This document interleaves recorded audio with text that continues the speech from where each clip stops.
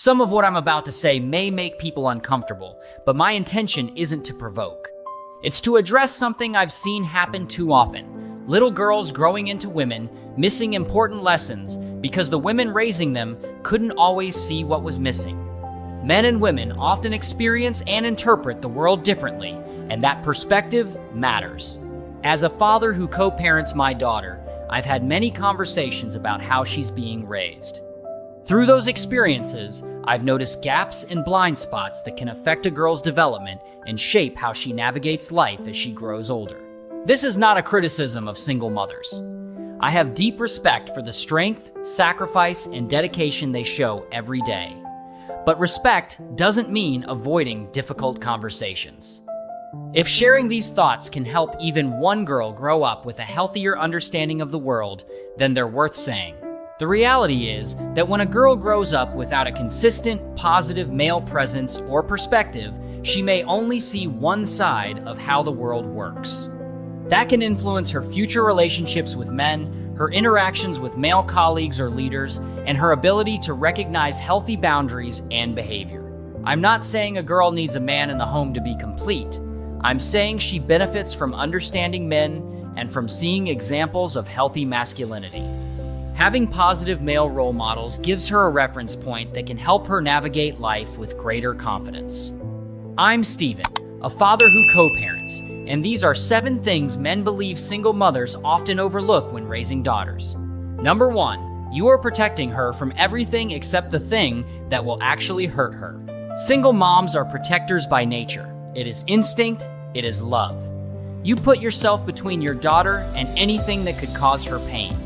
You monitor what she watches. You control who she spends time with.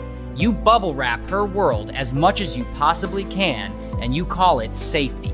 But here is what I notice from where I stand. The things you protect her from and the things that will actually hurt her as a woman are almost completely different lists. You protect her from scraped knees, but you do not protect her from learning to tolerate discomfort.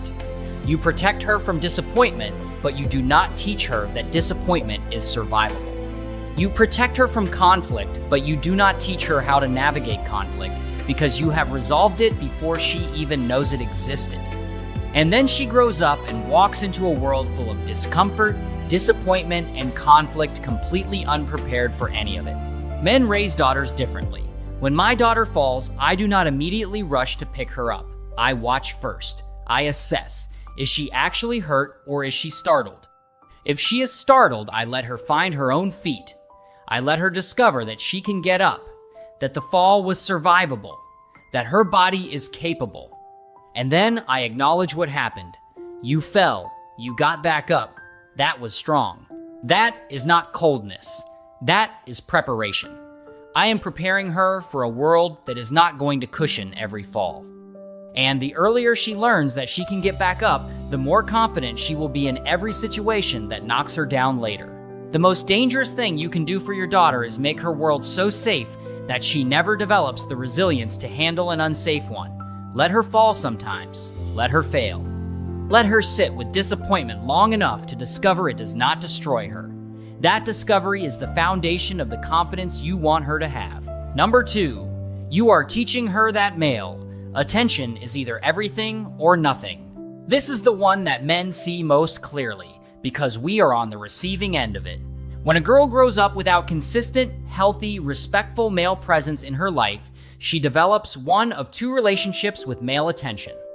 Either she craves it desperately because it was the thing that was always missing, chasing validation from men because she never got it from a father figure at home, or she rejects it completely, building walls against men because the only experience she had of male presence was absence or pain. Both of those extremes come from the same root.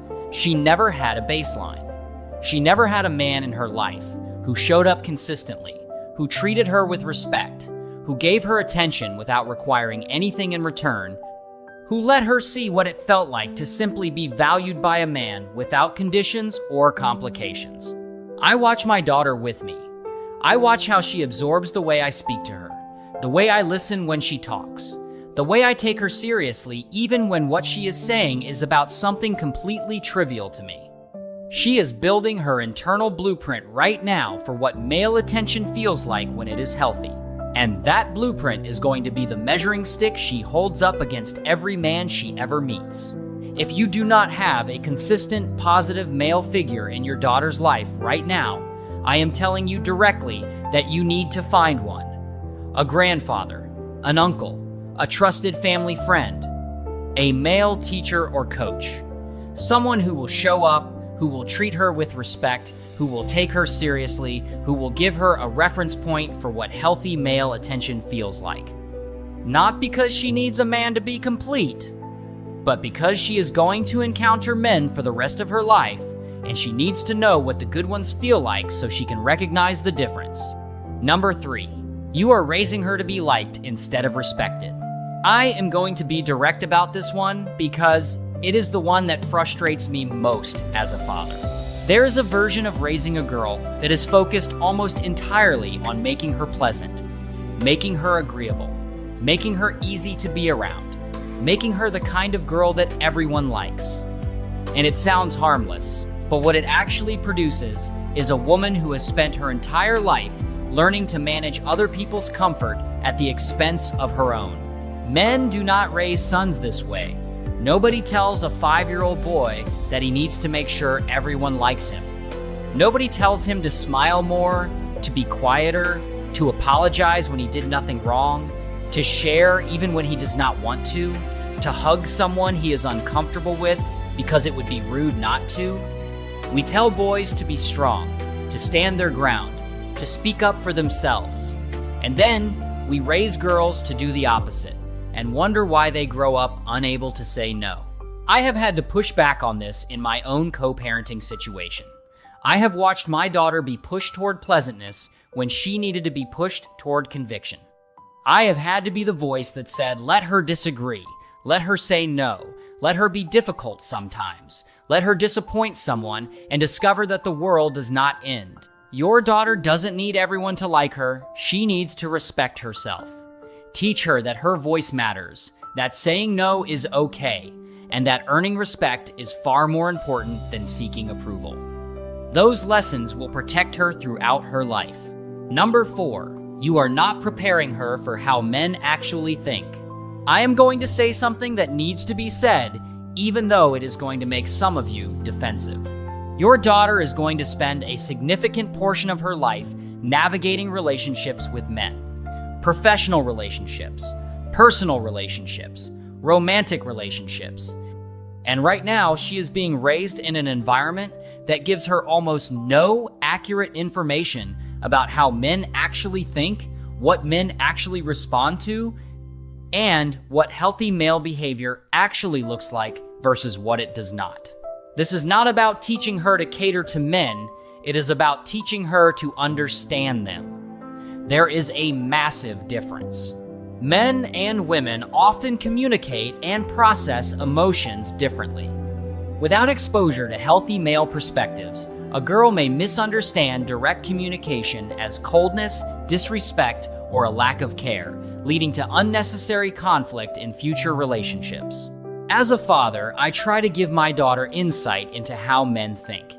Instead of only focusing on how she feels, I encourage her to think about solutions. I also teach her that a quiet man isn't always upset, and that being direct isn't the same as being disrespectful. Find ways to expose your daughter to healthy male communication now. Let her spend time with men who speak directly, who set clear expectations, who say what they mean without a lot of emotional processing around it. She does not need to agree with the male way of communicating. She just needs to understand it so she is not blindsided by it later. Number 5, you are letting her emotions run the house and calling it empathy. It's important to distinguish between validating your daughter's emotions and allowing those emotions to control every decision. When every emotional reaction changes the rules, children can learn that strong emotions are a way to get what they want. If a girl grows up believing others are responsible for fixing her discomfort, she may struggle later in relationships, at work, and in everyday life. Emotional intelligence isn't about avoiding difficult feelings. It's about learning to manage them. None of that serves her. As a man who has been in workplaces, in relationships, in the world, I can tell you directly that the women who struggle most are often the ones who were never taught to regulate their emotions, who learned that feelings were things that happened to them rather than things they could manage, who expected the people around them to reorganize themselves around those feelings. Empathy and emotional intelligence are not the same as letting emotions run everything. You can validate a feeling and still hold the boundary. You can acknowledge that she is upset and still not change the decision. You can sit with her in the emotion without letting the emotion be in charge. That is what I do with my daughter. I hear her, I acknowledge what she feels, and then I hold firm. Not because I am cold, but because I am teaching her that her emotions are real and they are not the boss.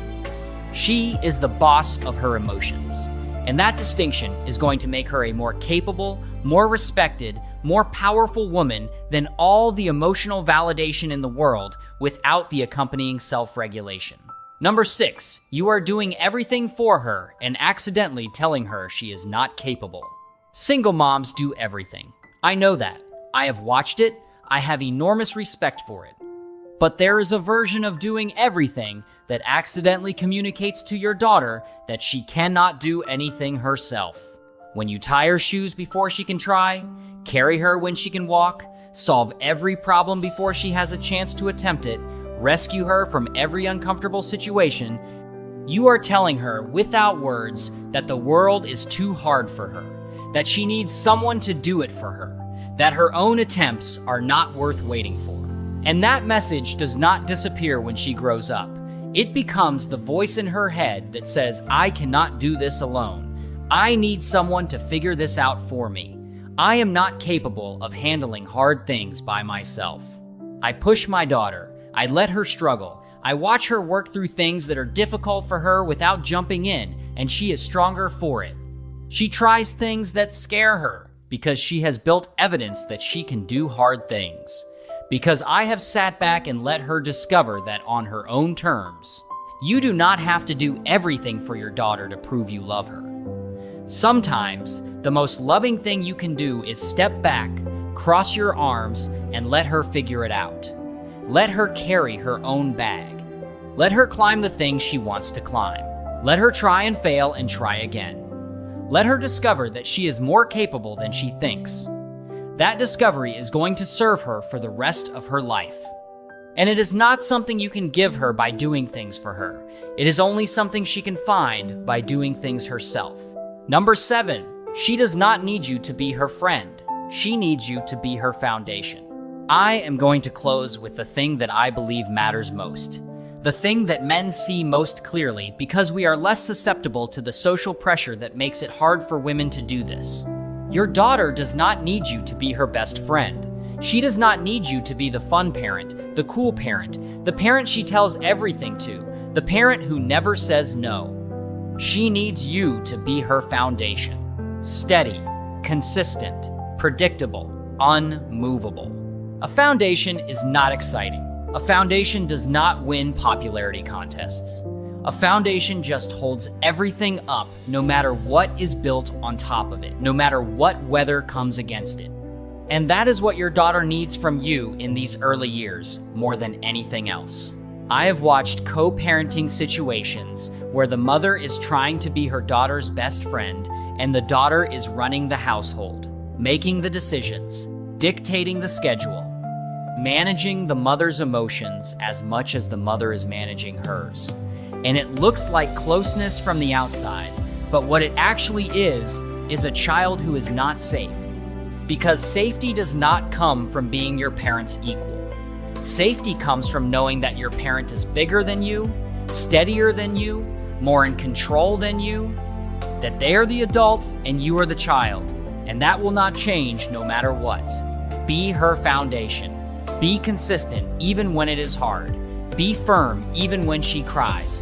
Be the thing that does not move when everything else around her does, because the world is going to shake her. Life is going to shake her. And when it does, she is going to reach for the thing that has always been there, always been steady, always been solid. Make sure that thing is you. I want to speak directly to every single mom who just watched this entire video without turning it off. That took courage, because some of what I said was not easy to hear. And the fact that you stayed, that you were willing to hear a perspective that challenged you, that you put your daughter's development above your own comfort, that tells me everything I need to know about the kind of mother you are. You are the kind of mother who will do whatever it takes, who will look in the mirror even when the reflection is uncomfortable, who will change something today so that your daughter has a better tomorrow. And that kind of mother raises daughters who change the world. I want to put something in your hands that I believe can help you on this journey. It is called How to Raise Kings and Queens.